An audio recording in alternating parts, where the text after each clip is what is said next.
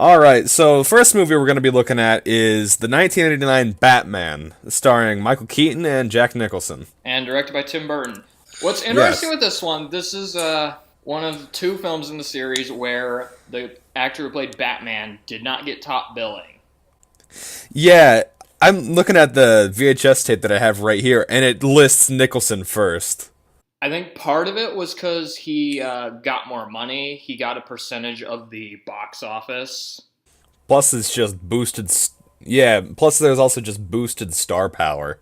Yeah, he 2 Oscars. I mean, Actually, something kind of fun about Nicholson and his character. Well, okay, so everybody knows that Jack Nicholson in this movie plays the Joker. yes, yeah. During an interview in 2007, Jack Nicholson actually said he was insulted when Christopher Nolan didn't come to him to play the Joker again for that trilogy. Some of the other here, I'll just get to the trivia right now on some of the other actors that were offered the role of the Joker. Let me find it. I know that. Robin Williams. Yeah. I knew him. They used him to bait Jack Nicholson. Yeah, and he was Into really the mad. movie. He refused to be in any Warner Brothers productions until they apologized. Did they ever apologize? I don't know, but they offered him the part of the Riddler in Batman Forever, and he turned that down. Yeah. Still mad about it. Willem Dafoe was also offered the part. Huh. I think he would have been great, honestly, because Yeah. he's just perfect for that part. Yeah. Brad Dourif. What's he been in? One Flew Over the Cuckoo's Nest, Billy. Hmm. And he also played Chucky in Child's Play. I think he would have been interesting. He was actually Tim Burton's first choice, Really? but Warner Brothers overruled him. I mean, I am pretty glad that we got Nicholson. Yeah, because For this, I think. Nicholson's brilliant. He's honestly, I don't know if he's my favorite Joker in terms of the movies, but he's probably the one I enjoy watching the most because He's fun. he is so entertaining to watch. Like he looks like he's having a lot of fun here. Yeah. See, when I first watched this movie, I actually hated Jack Nicholson's Joker the very first time I saw it. Really. Yeah, because I was expecting something more like, like the later era comics of the Joker. So, like someone who's like psychologically like dependent on the Batman. For reference, I also But- read this. They based it more on the early. Yeah, like the Golden Age. He's just a gangster that's absolutely psychotic. But yeah, rewatching it, I really enjoyed his performance He in is this. so funny in this and so crazy. Like he looks like he's having the time of his life making this movie. I love that. I love the scene where he's like destroying the paintings in the museum. And then he gets to the one he likes, he's like, wait, not that one. He's got such a dark sense of humor.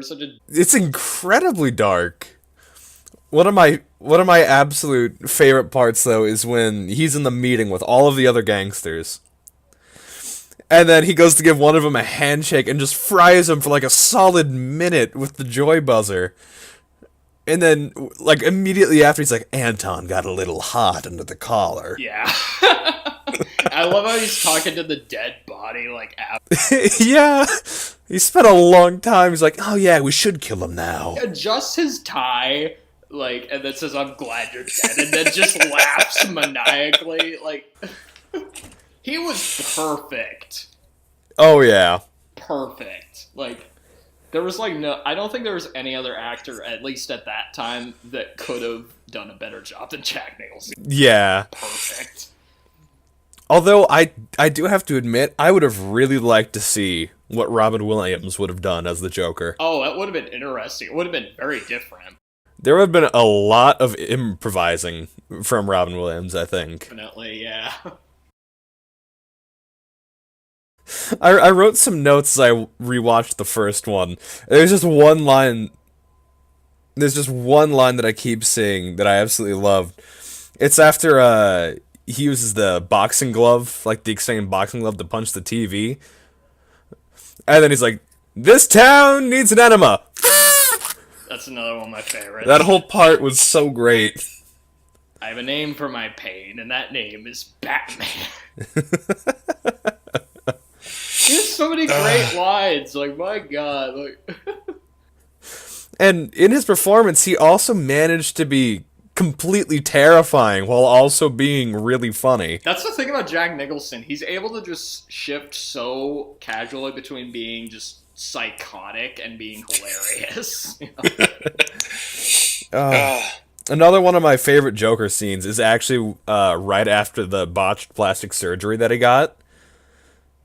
That felt like it came straight out of a horror film. That's what I thought. Rewatching it, yeah, it felt like a horror movie. Like, because this month, I've actually mostly been watching horror movies. Like, I only just recently started watching some more comedy movies, but when it got to that scene, I'm like, this is actually a really, like, suspenseful, scary scene. Yeah. Smashes the mirror. They don't reveal his face. I love the scene. I think that's the best part. They don't show the face immediately after. I love the reveal of his face. Like, when he kills Jack Palance, you know, he, like, says, there is no Jack now, only Joker, and I'm a lot happier. Jack Palance, he's not really in the movie much, but he's great, too. Yeah. See, something that I wish we could have seen more of was immediately after he got hit with the blast of steam that kind of screwed up his face a little bit. Because it didn't show his face very well after that, but you can tell that a lot of work went into his makeup for the scars that were supposed to show up there. And then there's also one thing that I absolutely love about this Joker is the flesh makeup that he puts on. Oh, yeah. he puts it on, like, face, you know. I love the scene where, Vicky, like, throws, like, some... Oh, yeah, some water on his face. Covers it up, looks like he's, like, pretending like it's melting, and then he just reveals it and just starts laughing, you know. And you can see it's, like, the regular Joker, you know. Like, every scene he's in is just great. I know, it's just fantastic. It's such a good time.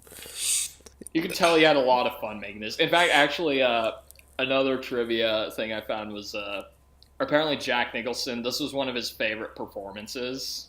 Really? Because he had a lot of fun, like, making this movie, and he, like, liked the Joker's, like, sense of humor, you know, because he was so, like, he just, like he says in the movie, I make art until someone dies. Yeah, he's the first functioning homicidal artist. Exactly, yeah. I also love the scene where he shoots down the Batwing. Oh, yeah. Because he pulls out, like, a revolver with, like, a 5-foot barrel. Big-ass gun out of his, like, jeans and just shoots it one shot.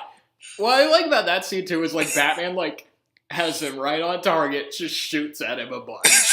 Doesn't hit him, and then he just pulls out that gun, which I don't know how he's even carrying it. I know, it's bigger than the pants that he's wearing. One shot, he's down. And I also love how he, like, apparently this is, like, sort of the barrel, he just, like, closes it, like, kind of like a telescope or something. Like, what the hell's even the point of it? Like, I don't even understand the point of it, but it's great. It's definitely, like, something Joker would do. You know who's another great character in this? The news reporter Knox. Oh, you like Knox in this? I did. I thought he was alright, but there were, like, a few lines that I thought were just kind of, I don't know. I found him a bit out of place in this. Yeah, I was thinking that too. Like, he feels more like he would be in a Ghostbusters movie. Yeah. Than a Batman movie. He should have been in But Ghostbusters. But I still thought he was an enjoyable character. Just every time he speaks, it's always just a quip from him. I do like the one line where he's looking at Bruce Wayne's mansion and, like, criticizing it, and then Bruce Wayne just shows up. Yeah, right behind him. This one looks like he was the king of the Wicker people. The king of the Wicker people, that was one line, you know.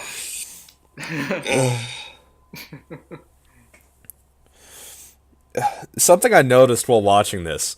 I don't think I ever saw Batman run. I think he only walked around and used his zip line He to get mostly around. uses the zip line and the Batmobile, obviously. Yeah. Yeah, he doesn't really run that much, I guess. He's Batman. He doesn't need to. Yeah. He's Batman. I thought it was kind of interesting how little focus there actually was on Batman throughout the whole film. What I like about the movie, though, is they kind of set this up like if you're not like a person who's very familiar with Batman. I think they do a good job of like revealing over the course of the movie who he is, what his backstory is, instead of just like Dumping you in, expecting you to know all of it. yeah. I even like how at the beginning there's that fake out where you think that it's gonna be Bruce Wayne and his parents, Oh, yeah, with the family that's trying to get a taxi. but then it's not. Yeah. Even when I rewatched it, it got me at first. I thought it was going to be Bruce and his parents. Yeah, but they don't show that until later. Yeah, I thought Michael Keaton was really good in this. Honestly, he doesn't really look like Bruce Wayne though. No. He also doesn't act like Bruce Wayne, is what I've noticed. He's really socially awkward throughout the whole film whenever he's playing Bruce Wayne. But there was one really good scene with Bruce Wayne, and I think it's when he and Vicky Vale are having dinner at the mansion, and they're at the really long dinner table. I think that was Michael Keaton's idea, if I remember right, but which I want to believe. Yeah, I'd love it if he was the one that came up with that scene. It's Especially funny when he has to because- pass the salt by walking to the opposite side of the table. Yeah. One thing that's interesting to note, I don't know if you know this, but Michael Keaton at the time, when they casted him, was a very controversial choice because he was not known as a serious actor. He had mostly been in comedies at the time. He's mostly known as a comedian, but then I think he did. He might have done Clean and Sober like a year before this, but for the most part, he was known as a comedic actor. So Yeah. when he was cast as Bruce Wayne / Batman, a lot of fans were very concerned. They thought this was going to be like the Adam West Batman. They thought it was going to be more goofy. I feel like it did a pretty good job of balancing serious and funny. That's why I like it. Actually, that's why. Yeah. That's why for me, this is one of my favorite Batman movies because it's a good balance between the more serious elements and the funnier elements. Whereas the next few kind of lost that balance for me. They all of them just threw that balance way out. But we'll get to that later. I do really like Michael Keaton in this. Yeah.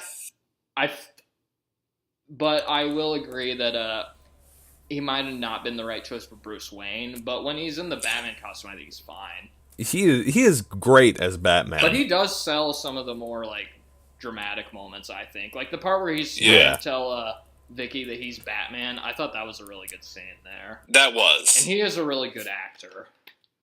I love the design of Gotham. This won an Oscar actually for best set art, design? best art direction, set design. Okay. Yeah, and I think it deserved it. It looks really good. It looks amazing. It's like a weird, like, nearly nightmarish scape, but still believable compared to the future stuff. Exactly. Yeah, this looks like an actual city. This Yeah. looks like an actual city that could, exist in real life, while still having that comic book feel to it. And that's another thing I like about this one. I mentioned this was more based on the Detective Comics. Yeah. Batman, and it The definitely earlier. has the feel that, especially with Yeah. like how there's a mafia element in there too. Yeah, because it's not just like a bunch of like superpowered freaks running around. It's just like mobsters in the city. And I think of the 4 movies, this one handled the villain's backstory the best. Oh, yeah. This is probably the best depiction of the Joker's origin story that I've seen, at least. That could, yeah, that could be changing soon though with the new Joker movie coming out in October. Maybe, maybe. I hope that's good. I really do too. I don't want him to mess this one up. I think Joaquin Phoenix, he's an interesting casting choice. Yeah, I think the Joker in this is, I don't know if he's the best depiction of the Joker, but like in terms of like accurate to the comic books, like Yeah. the live action movies, yeah, I would say yeah. see, I like Jack Nicholson's Joker a lot, but I still think Mark Hamill's Joker from the animated series is the best. Mark Hamill's great, yeah. I agree. Mark Hamill's great. Honestly, I have trouble deciding who my favorite Joker is. I might be a bit biased. It's Jack Nicholson's one of my favorite actors. You know, Yeah. he's like probably in my top 5 favorite actors. But yeah, Mark Hamill, excellent on the animated series, and Heath Ledger, I think, is a really really good Joker. Although He is fantastic Joker. it does deviate a bit from the comics. Yeah. But I thought he was excellent. He was, okay. I would say Mark Hamill is probably like, okay, animated. I'd say he's the best. You know, he's the best voice. Yeah. I find Jack Nicholson funnier and more entertaining to watch than Heath Ledger. But Heath Ledger is probably the scariest Joker. Oh yeah. He's really creepy. Heath Ledger's was pretty terrifying as the Joker. Something in, something interesting about the Joker in this movie. You can kind of tell that Jack Napier, before he even got dunked in the vat of acid, was pretty insane. He's playing with cards too. That's another thing I noticed. He's like playing with cards. So even before he becomes Yeah. the Joker, he has some of the elements of the character a bit, and I like that. What it feels like is after he got dunked in the acid, it just took away any inhibitions he had. So he just started acting on everything he felt instead of like kind of suppressing it. Some other things that I'd like to mention. I really love the music score. Oh yeah, it's fantastic. It's one of my favorite movie scores ever, honestly. Like, I'd put it up there with Star Wars, to be honest. Yeah. I think it's great.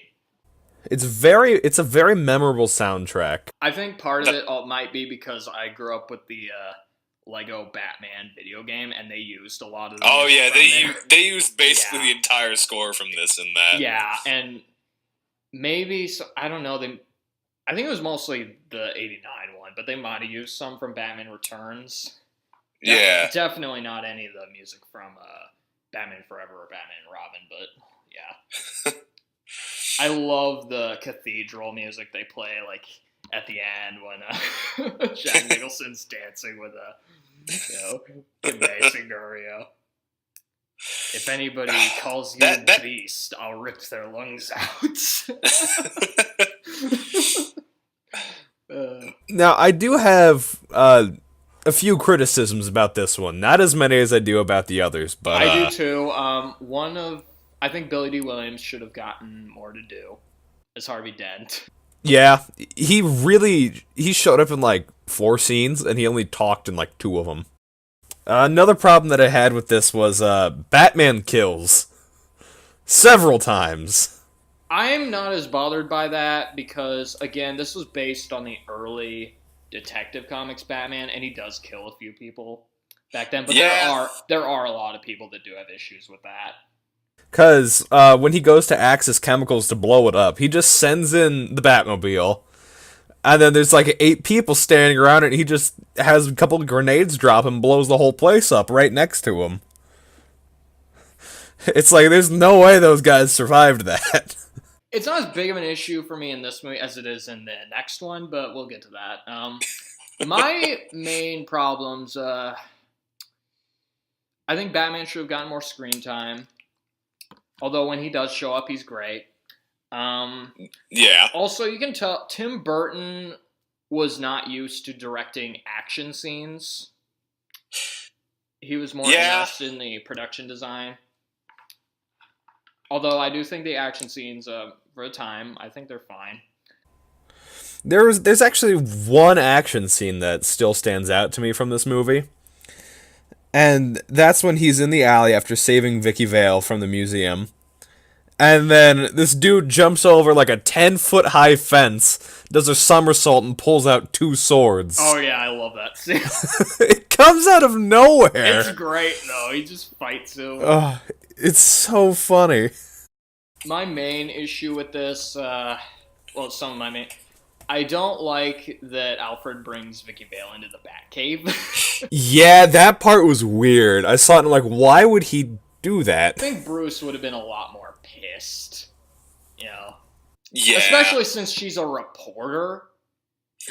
That's a huge issue there. I don't have as much of a problem with it now as I used to, but the fact they made the Joker spoiler, well, I mean, why would you be listening to this if you haven't seen the movie? But they made the Joker the killer of Batman's parents. Yeah, that was an interesting change that I don't really like. I understand why they did, though, to add more like drama.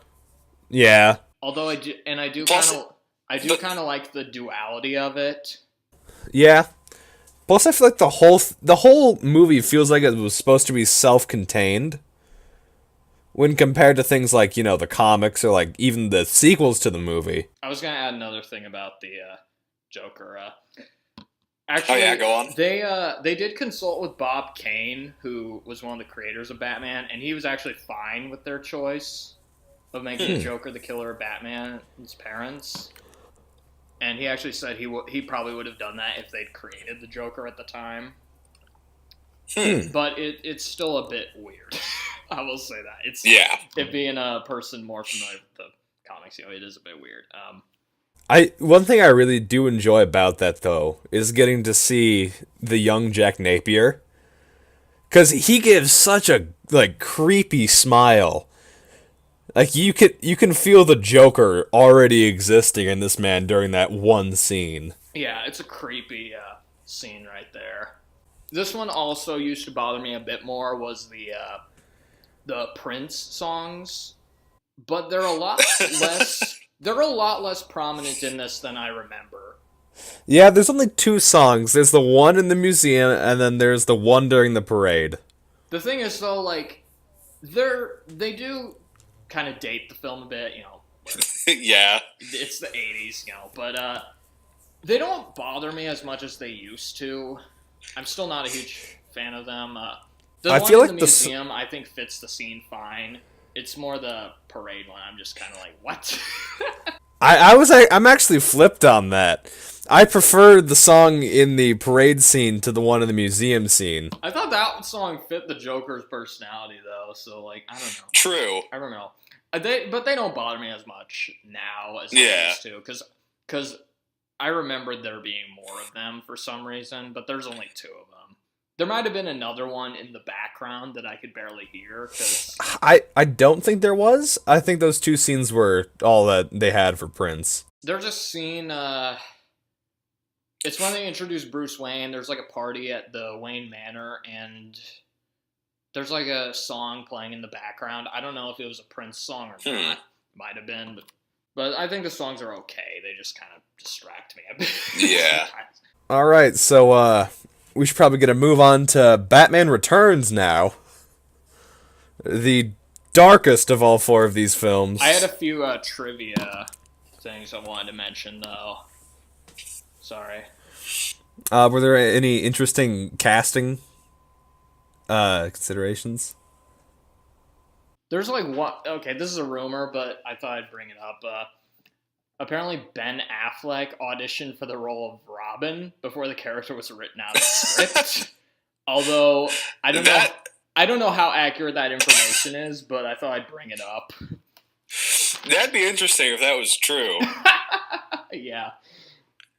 Because then, 27 years later... Yeah, he becomes a really bad version of Batman. We'll get to that if we ever if we ever do a one. Oh. I have so many things to say about that if we ever get to it. This got a split vote from Siskel and Ebert. Gene Siskel gave it a thumbs up. Roger Ebert gave it a thumbs down. I lean more towards Gene Siskel, to be honest, on this one. But Steve Martin and Daniel Stern were considered to play the character Knox at one point. That'd be interesting having Steve Martin play him. Well, excuse me. Yeah, he'd be a lot more rude as Knox, I feel. David Cronenberg and Joe Dante were also considered to direct. That'd be weird having Cronenberg direct this, I feel. I think this was after Dead Ringers and after Scanners. But yeah, Huh. that would have been interesting. Sam Raimi was also. I've actually heard of that before. Let me correct myself. Sam Raimi wanted to direct, but was not considered a big enough name yet. Didn't him getting turned down for this make him direct like Darkman? He decided to create his own superhero, and the result was Darkman. Yeah. It came out the year after. I love Darkman, honestly. I still haven't seen it. It is a weird fucking movie, but I love it. It is so weird. But yeah, this was after he'd already done the 2 Evil Dead movies, so I don't know. Was it before Army of Darkness? This is before Army of Darkness. Army of Darkness came out in 1992. Actors considered for the role of Carl Grissom also include Martin Landau, Sir Christopher Lee, and Albert Finney. I would have loved to have seen Christopher Lee in a Batman movie. Yeah, that's not something I would ever expect to show up in a Batman film. What Batman villain do you think he would play? I think he could do Two-Face. Maybe. Well, not now, but Yeah. time, yeah. Kiefer Sutherland was the choice to play Robin. That's so good. He had just done Lost Boys a few years before that. So, yeah, that would have been... That would have been a fun choice. A really weird, but kind of fun choice. Remember, this is young Kiefer Sutherland. Yeah. Other artists considered for the soundtrack, Michael Jackson and George Michael.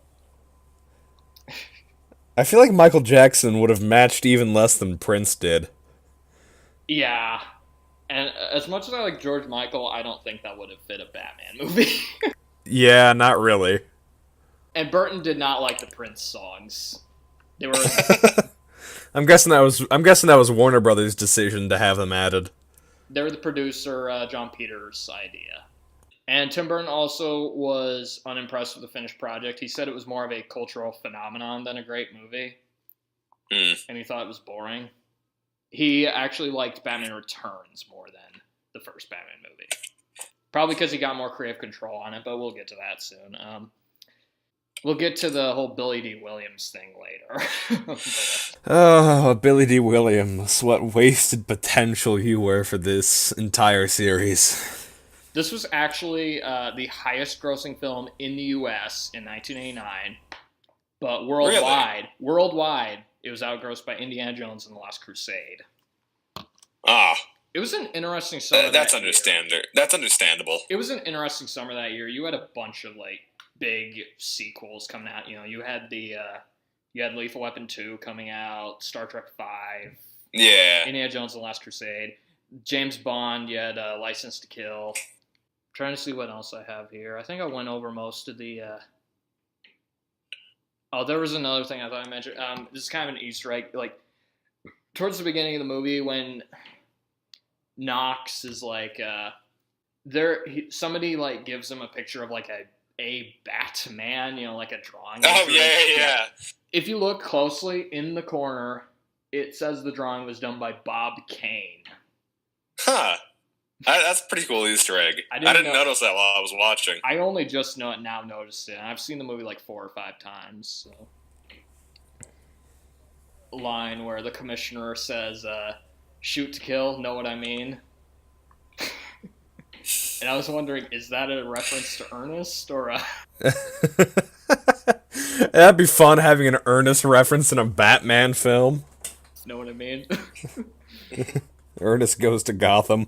Oh yeah, that'd be a great movie. The one thing I also noticed while rewatching this was the news anchors, like in the second broadcast about the Joker's procs, they aren't wearing cosmetics to make their hair or skin look better. They all look kind of gross during it usually, too. Yeah. And usually they like wear a lot of like makeup and stuff to look good on TV. That was like that was a really minor detail, but I thought that was cool. They had that in there. It was. But yeah, I would say overall, Batman 1989 is my favorite of the four by far. Oh yeah, that's no contest for me either. I have small problems with it, but overall, I'd say it's a really good movie. Yes, I really enjoyed it. Okay, let's move on to Batman Returns. Came out 3 years after the first Batman movie, which is as we mentioned, it was a huge success, highest grossing film in the U.S. in 1989. They decided with the follow-up to give Tim Burton more creative control over the product, for better and for worse. And it shows. It definitely shows that Tim Burton had more control over this film. This is not a Batman movie. This is a Tim Burton movie. This is a Tim Burton movie. I remember the last time I saw this. This is one I tend to go back and forth on. Because the last time I saw this, I didn't like it. This time I watched it, I liked it, but I had a ton of huge issues with it, and I wondered why I liked it. So I do enjoy the cast, mainly because it includes both Danny DeVito and Christopher Walken. Any movie that has Christopher Walken in it, I'm gonna watch. Even if it sucks, I'm gonna watch any movie that has Walken in it. Walken was incredibly funny throughout this whole movie. Honestly, Walken might be my favorite actor, just because, again, I'll watch any movie, no matter how bad it is, just because he's in it, And he's great in this. What I love, too, is his character named Max Schreck. It's named after the actor who played Count Orlok in Nosferatu. It's a nice little detail for all you horror buffs out there. There are two scenes that have Christopher Walken in this that stand out to me. The first one is when he's in the in the office building with Selena Kyle. His office looks so weird in this. It looks like one of those padded. When you put somebody that's really insane in one. In a mental institution, it looks like one of those. It has pads on it. It's weird. But yeah, my favorites. I think my favorite scene of him is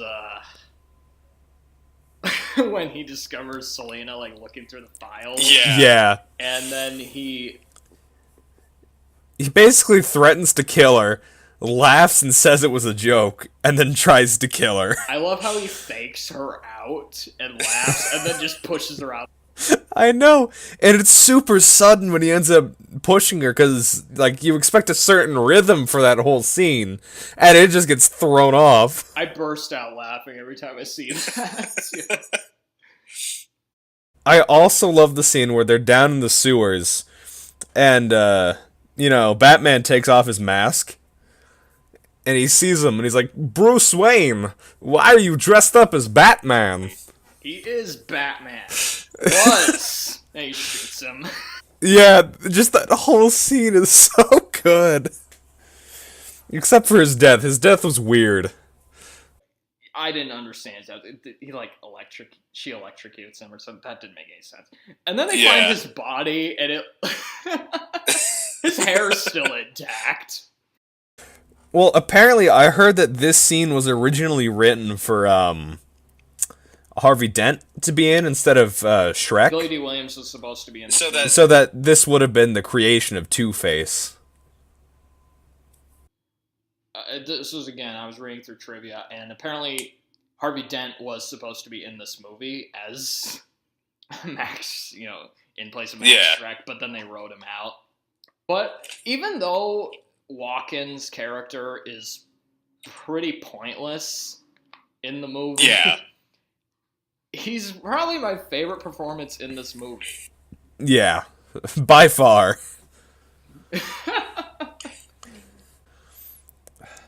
Another character that I actually really enjoyed in this film, a character that I really enjoyed this film was, like, actually the Penguin.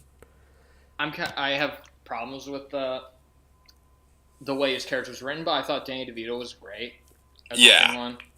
I love the scene where you first see him, where he kidnaps Shrek and he's down in the sewer.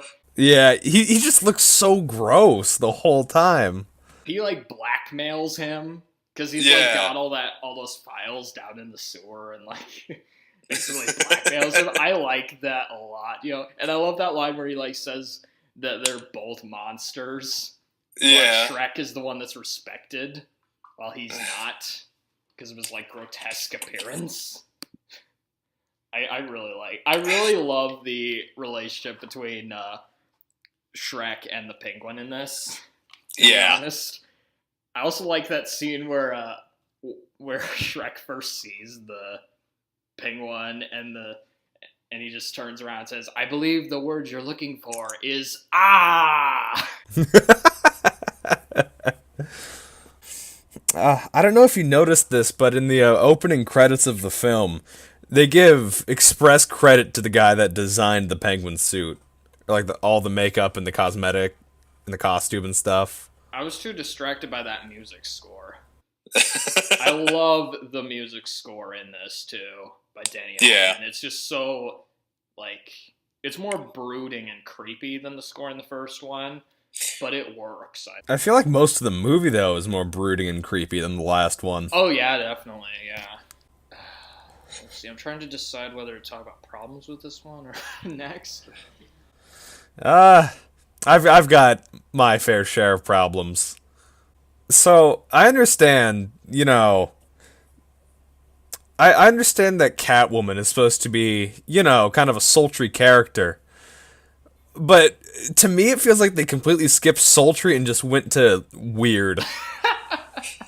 I don't understand the scene where she becomes Catwoman. She's like laying there. It's just like she gets brain trauma. And the cats just like are surrounding her and like like biting her fingers. That was that felt like a scene out of a horror movie or something. Yeah.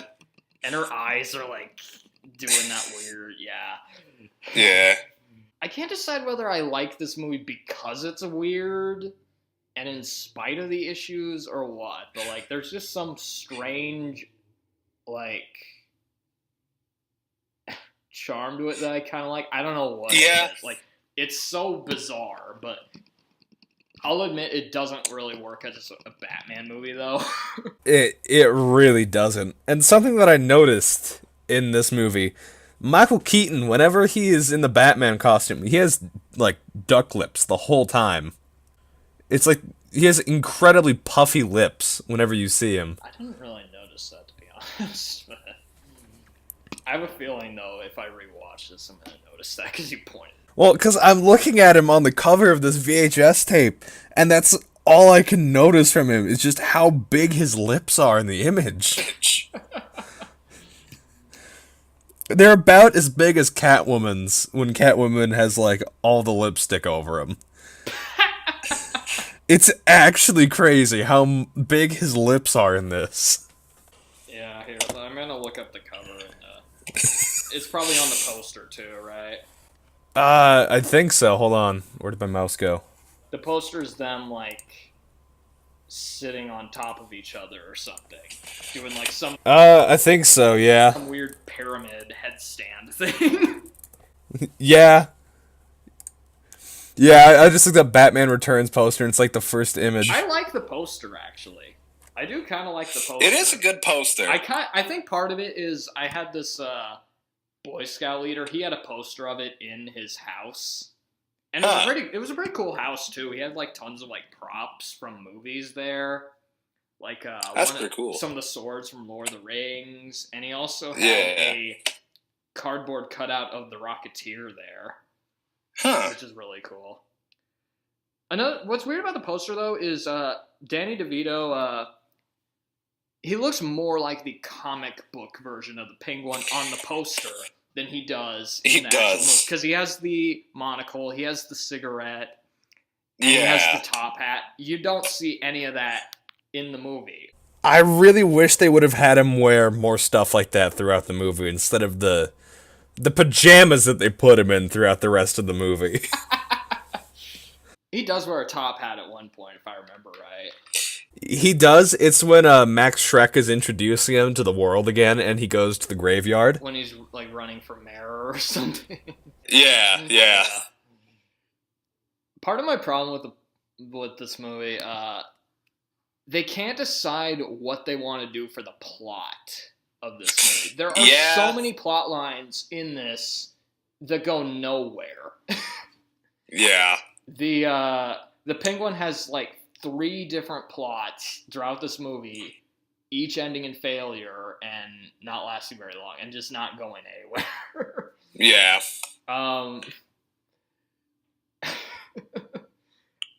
Although, things I do like about the Penguin, I like his umbrellas. That's fun. Yeah. And then when he picks up the wrong umbrella towards the end. He's got the machine gun on the umbrella. That's more like the comics. Yeah. He's got some great lines in this, too. I played this stinking city like a hawk from hell. You know, just like... Overall, I think it's enjoyable, but it's nowhere near as good as the original Batman. My problems with it, again, it doesn't really feel like a Batman movie. Batman film and at all. And they changed the backstories of the villains in this, especially the Penguin, because in the comics, I remember him being more of this, like, upper class, like, gentleman type. At least from what I remember, and from the, that's how he was depicted in the 60s Batman show. Yeah. Where he was played by Burgess Meredith. And his, like, parents, like, dumped him in the sewer, and... Yeah, because he was so deformed and evil. It was a weird backstory. I think they delved a bit too far into maybe fantasy realm with this. Because he's, like, in the sewer, and there's penguins there. Did the penguins raise him? I think that's what's implied. Or was it those crazy circus clowns? Yeah, where did those guys come from? They depict him more as, like... This is something I noticed rewatching it. I was trying to think of what... They try to depict him as a more sinister version of the Elephant Man. He's a deformed circus freak that was rejected by society. And I felt like his character was a bit inconsistent, too. Like, there were times where they're trying to make you feel sorry for him. And then there's times where he's making, like, weird innuendos and biting people's fingers off. He bites a guy's nose. He doesn't bite a finger off. Oh, I thought it was... I'm thinking of Mars Attacks. Yeah. Different Tim Burton. I love the scene, though, where he takes control of the Batmobile. Yeah. It makes no sense at all. Like, I don't know how he found the blueprints for it, but just seeing Danny DeVito overacting and, like, riding around in, like, a carnival version of the Batmobile is hilarious. And I like the, I kind of like the idea of, like, the rocket penguins at the end. Yeah. Actually, the VHS tape that I have, it has, like, a bunch of the rocket penguins on the cover. They're on the poster, too. Yeah. It's really ridiculous, but I kind of like it.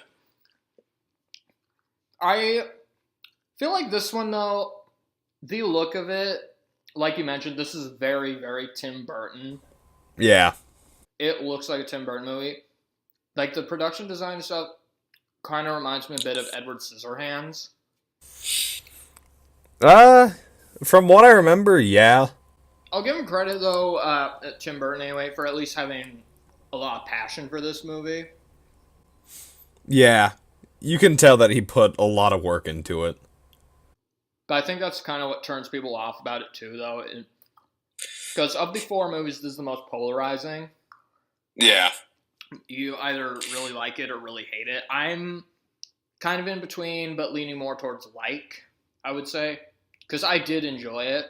But it's like, when I actually sit down and think about it, I have a ton of issues with it. You know, it's one of those kinds of movies.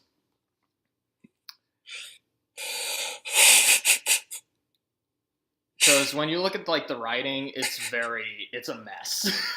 Yeah. Yeah, I only remember, I remember very few lines from this movie. It's not as, there's not as many memorable lines in this as the... Yeah. The only one that still, like, clearly sticks out in my mind is when the Penguin sees, Catwoman for the first time. And he just goes, "There's the pussy I've been looking for." It's such a weird line, and it's delivered weirdly, too. I think what lifts this movie up for me, though, is I really like the performances in this. Yeah. The script is a bit of a mess, but the actors are trying. Yeah. Yeah. Danny DeVito, his character is a bit inconsistent, but he's great in it. He is. He is one of the better parts of the film.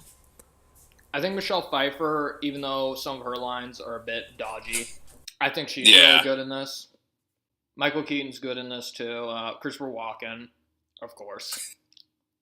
Yeah. But I think overall, it's flawed. It's got its problems. But it can still be enjoyed. But it's enjoyable. I enjoy it. I think one of my biggest issues is the tone. It can't decide whether it wants to be really, really dark or really, really silly. Yeah. Because a lot of people have problems with it because it's a really dark film, and there are dark elements. But it's incredibly silly, too. It's incredibly silly. I mean, he rides around in a toy duck, for fuck's sake. Yeah. That's actually on the back of the VHS tape. A picture of the duck. Are you kidding me? No, I'm not. It's the penguin in, that... I don't even know what it is. It looks like a onesie pajama holding an umbrella over his head, standing next to the duck. I also think this movie, there's too many villains in this. It's kind of a similar problem you have with Spider-Man 3, where you have too many villains, and it kind of loses focus a bit. Yeah. Because the villains do have some overlap with goals, but not really a lot, and so they feel too independent from one another. I would agree with that, yeah. I wish they'd explored more of, the Penguin, blackmailing Max in this. Yeah. Because I love that, Because that got dropped nearly instantly. They should have, just picked one instead of, trying to fit them all in one movie. Yeah.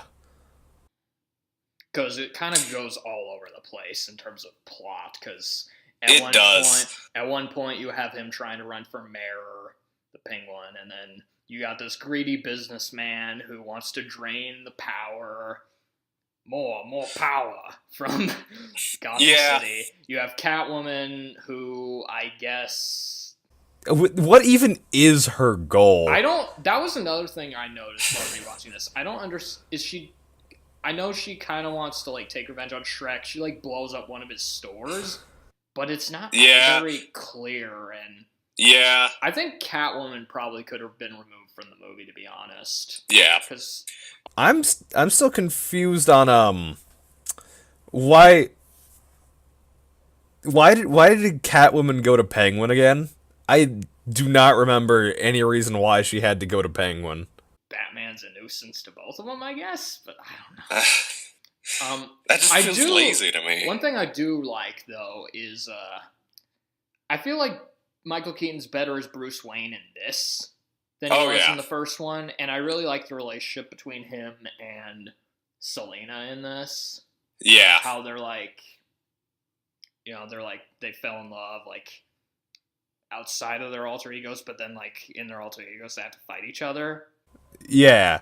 And I feel like that's kind of what the whole Catwoman and Batman dynamic is supposed to be. And I will say there are some good emotional moments, some good dramatic moments in this. You know, when they like find out that like they're mortal enemies, you know. Yeah. And some of the stuff with Penguin, I think I think part of it is because Danny DeVito is a really good actor. Yeah. So you do end up feeling some sympathy for him, even though the character is a bit grotesque. So yeah, it's a bit of a mixed bag for me, but I do enjoy the movie. Yeah. It's not anywhere close to as good as the first one, if you ask me. Because even the climax in this isn't close to as good as in the first one, for one thing. Yeah. You know, it's kind of solved too quickly. He stops all of the Penguin's plots way too quickly. They did. It all just kind of stopped at once for him. I do like that part, though, where he, leaks that recorded audio of the Penguin, insulting the citizens of Gotham. Yeah, then people start throwing, tomatoes at him, and he's like, why is there always the one person that brings eggs and tomatoes to a speech? I think you could have completely cut the subplot of him wanting to drown the babies of Gotham. That felt... At that point, it just became way too extra, Not just because it was too dark, but also because it is, again, resolved way too quickly. It's I counted, it was maybe 2 minutes of screen time where it's going over his plot, and it's not even, expanded upon much. Yeah. He just has this circus group, kidnap a few, and then that's it. Batman shows up and stops them. Yeah. As a sequel to the first one, I think it is a bit of a letdown, though. Yeah. Because it's not as exciting as the first film. It's not as focused. I don't think any of the villains, except maybe Walken, are as good as Jack Nicholson was. Joker. I don't even, I think the action scenes are a little bit better. Yeah.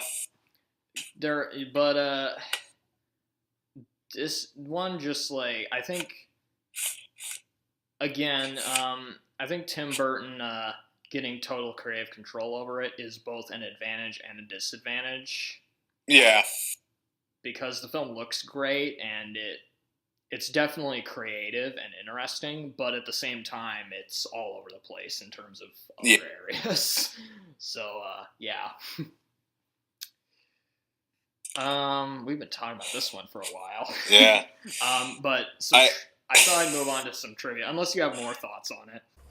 Not really. That's basically everything I had to say about that movie. I liked it. I didn't love it. Yeah. I didn't love it. I didn't like it as much as the first one, but I enjoyed it. Some trivia about this. Sigourney Weaver was actually offered the part of Catwoman. Really? I do not think that would have fit. I don't either, honestly. That's one casting choice I'm glad didn't happen. I thought Michelle Pfeiffer was great as Catwoman, so I don't know. I like Sigourney Weaver. She's great in the Alien movies and Ghostbusters, but I don't think that would have been It would not have fit. Okay. Tim Burton was given more creative control over the film, as he originally didn't want to do a sequel to the first film. Yeah. They, had to, I guess, put some candy on a stick and lead him back to the director's chair. This one got a bit of a backlash for being a bit too dark. And they actually canceled a McDonald's Happy Meal tie-in because parents and children complained about the dark tone of the movie. I could kind of see the McDonald's connection they tried to make. Oh, never mind. I'm thinking about Batman Forever. I was about to mention the intro to Batman Forever. I still got more to Yeah, keep going. The live penguins featured in the film really enjoyed their time making it. And they were even given their own trailer with the temperatures, set to really cold. And got plenty of fish delivered to their trailers every day. I love that they used real penguins in this. Yeah, I think that kind of adds a certain amount of charm to it. Yeah, you would not get that today. It would probably be CG. It'd all be CG'd in. Although there were some robot penguins used in there. In fact, actually, there was an anecdote I read that somebody found like one of the live penguins just laying next to one of the robotic penguins because they thought it was a real penguin. Jack Nicholson advised Danny DeVito to take the part of the penguin. Both actors also appeared in the film Hoffa the same year, which DeVito directed. Huh. Yeah. Jack Nicholson played Jimmy Hoffa in that movie, by the way. Were there any other actors considered for the role of the Penguin? I'll get to that. Burgess Meredith, who, if you don't know, played the Penguin in the '60s show, as well as Mickey in the Rocky movies, was asked to play the Penguin's father at the beginning of the movie, but had to turn it down due to health problems. Huh. That would have just been weird, I think. Although instead that'd be really weird. You know who did play him, though? Who? Paul Rubens. Huh. He doesn't have any lines, though, but yeah. Yeah, I think he just gives like a shocked expression, and then you see him just kind of put the child in the river. I'm honestly not a big Pee Wee Herman fan. I tried watching Pee-wee's Big Adventure. I could not finish it. It was just... It is kind of an offbeat. And you know who directed that? Who? Tim Burton! I know this one! The only sequel to one of his own films that Tim Burton directed. Huh. He didn't direct Alice Through the Looking Glass, I guess? I don't know. He must have not directed that, I guess. Maybe he did. I don't know. Because some of these might be a bit outdated. I got these off of IMDb. Harvey Dent was originally in the script, but was written out with his lines going to Max Schreck. Oh, this next one, you'll love this one. Okay, I'm ready. David Bowie, you're already hooked, aren't you? Oh yeah, David Bowie. Was the first person considered for the role of Max Schreck. Wait, so this is the second time I'm not finished. He was also previously considered for another villain part that went to Walken, Max Zorin in A View to a Kill. I was about to mention that. It's the second time David Bowie's moved out of the way, and then Walken's come in instead. Both characters were named Max. I also mentioned Tim Burton preferred this film over the first Batman film. He actually was surprised at the backlash towards this because of how dark it was. He actually thought this one was less dark than the previous film, which I find a bit weird. But I don't know. Yeah. There was actually an episode of the 60s Batman show where the Penguin ran for mayor. Okay, some of the other choices to play the Penguin. All right, here we go. Dustin Hoffman was originally the first choice to play the Penguin. All right. But he declined. That's weird. Dudley Moore. Marlon Brando. What? Marlon Brando. I'm not finished. John Candy.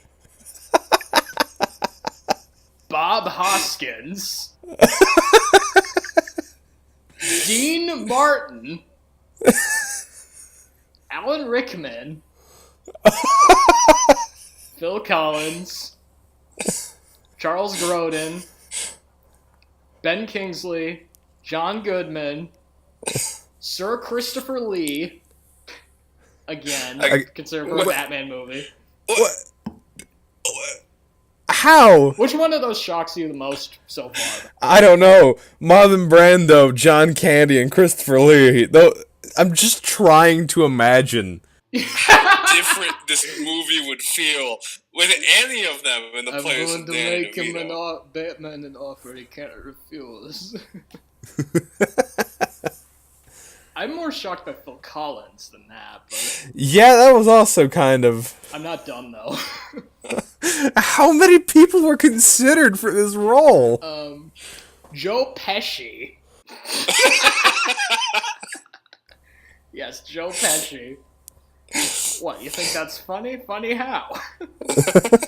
Ray Liotta, Gabriel Byrne, Alex Rocco, and Christopher Lloyd were also considered. Wow, Oh. Marty, we need to go back to Gotham to stop Batman. Those are all such bizarre considerations. I want there to be an SNL skit where they get people to imitate these actors playing the Penguin. I want to see the screen test for Alan Rickman as the Penguin. And now, Batman, I shall send my army of rocket penguins at you. Before Michelle Pfeiffer was cast as Catwoman, other candidates in the running for the role, I don't know if you know who some of these people are. Yeah, yeah. Cher. Gina Davis, Bridget Fonda, Jodie Foster, Nicole Kidman, Jennifer Jason Leigh, Madonna, Demi Moore, Susan Sarandon, Brooke Shields, Meryl Streep, Sigourney Weaver, and Raquel Welch. I think Raquel Welch was too old, though, at that point, but I don't know. Something interesting, you said Nicole Kidman? Yes, and... She appears in Batman Forever. She does. We'll get to that in a minute or two. One version of... This is a weird trivia here. One version of the script had Shrek being revealed as the Penguin's brother. This was before Wesley Strick rewrote it. I don't know how I feel about that one. Yeah, I for one am glad that Shrek was not brother to the Penguin. I am your brother, Mr. Penguin. Oh god. Once again, split vote from Siskel and Ebert. Gene Siskel gave it a thumbs up, while Roger Ebert gave it a thumbs down. Actually, now I don't think Roger Ebert liked any of the 4 movies. Yeah, I was about to ask that. He seems to just not like any of this. He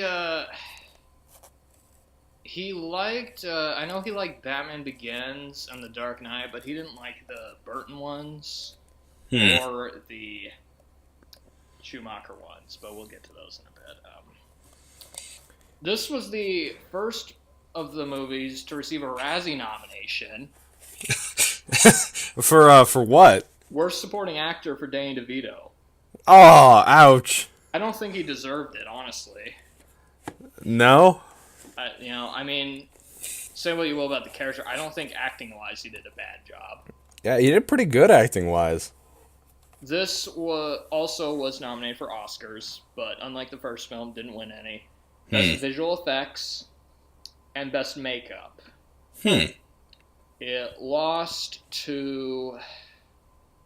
Visual Effects, I think it lost to Death Becomes Her, and Makeup, I think it lost to Bram Stoker's Dracula. I don't know if I've seen either of those. I have. Bram Stoker's Dracula. That's another one I might have to rewatch because I have kind of mixed feelings on it.